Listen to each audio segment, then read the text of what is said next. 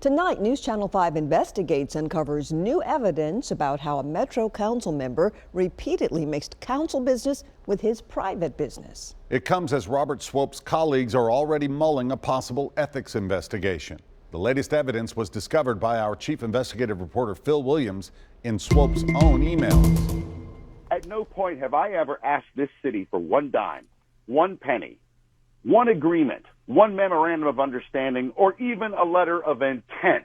That was Robert Swope last week on Nashville Talk Radio. But now emails from the Metro Council member's government account are providing new insight into his relationship with Memphis-based architect Paul Doherty and how their company, the Digit Group, relied on Swope's council connections. It began with a September 2017 email where Swope tells Doherty, "What a pleasure meeting you in Yinchuan. Great times, my new friend." Now, all of a sudden, we're starting to see innovation become real. Doherty, at a conference in China, had apparently laid out his ideas for mass transit, as well as a concept where electricity could be produced from people's movements. And what's really cool about that, it's a pilot for the new moon base that's going to be upstairs. Claims our investigation discovered Doherty has sometimes greatly exaggerated. Swope's response? "We are excited about your buses and, more importantly, your kinetic energy solutions. Can't wait to get together again to discuss these things further." Please welcome my friend, Mr. Paul Doherty. 6 months later, Swope introduced Doherty at a press event in Nashville. The new Music Central Terminal will become this iconic destination for Nashville, To lay out a futuristic vision for Nashville transit using autonomous self-driving vehicles. By this point, some of Swope's emails identify him as managing director for the Digit Group Media, as well as a Metro councilman. This is the future. The pair soon set their eyes on the Metro Transit Authority's electric vehicle program. With Doherty in June 2018 emailing a colleague, Robert believes if we can save on the per-unit costs, we can take over MTA's contract.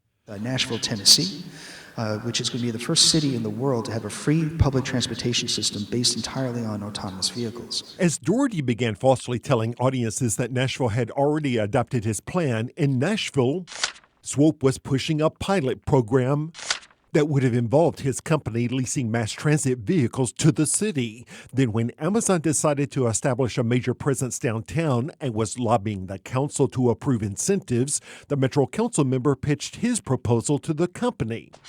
Emailing from his Metro account on March 2nd, 2019, there are numerous ways in which Amazon and Intelligent Transit can work together.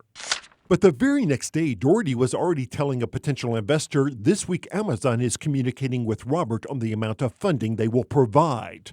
Swope quickly shot back, "Careful what you say here, brother. The same goes for the other emails you send to our friends overseas," adding, "softly, slowly, catchy monkey."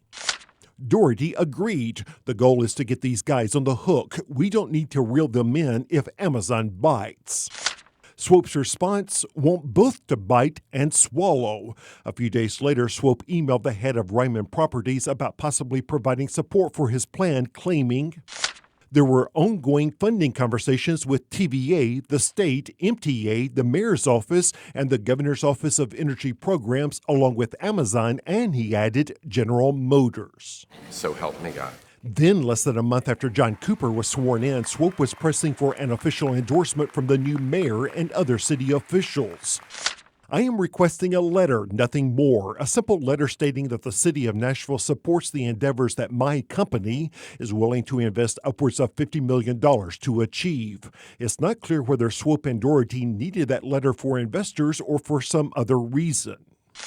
But a month later, from his government account, Swope emailed the potential investor, "Paul and I merged our companies. We are now equal partners in TDG." Within weeks, the duo was again trying to lobby the mayor to adopt their plan, drawing warnings from colleagues about the potential ethical concerns. But I shared my sense as a council member that the Metro ethics rules are that if you're asking for a decision or an action from a Metro employee where you've got a financial interest, that you can't do that. You shouldn't do that. This past April, Swope's partner again wanted a proposed letter from the mayor about a development project so they could, quote, get the operational cash flowing.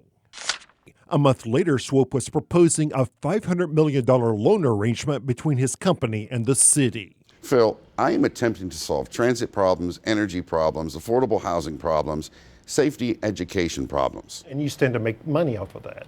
I guess in the long run, sure. And what's wrong with that? Buried in Swope's emails, we also discovered another curious example. I got to thank the developer on this one, Platinum Storage, for being so gracious to the 3 surrounding HOAs on this. In 2017, Swope had sponsored a zoning change that cleared the way for this self-storage facility in his district, located right next to a residential area. Somehow, when the developer shared his grand opening plans, the Metro Council member had come across the company's contract for its solar power setup. He emailed Doherty, "Look down in this email chain, the entire contract with Lightwave. Let's change this." Doherty's response, $240,000, LOL. We'll get this contract for a national rollout at a fraction of this, along with a nice profit for us. Again, from his Metro account, Swope emailed the developer who had sought the zoning change, "Give us a week and let's save you a ton of dollars." The developer tells me that nothing ever came from those conversations. Councilman Swope insists these emails simply represent private business activities that are not illegal and, in his mind, none of the public's business. Still, he added, quote, "If any impropriety exists, it is simply that my council email was used for private business," although he then went on to suggest that every other council member does it at one time or another. Phil Williams, News Channel 5 investigates.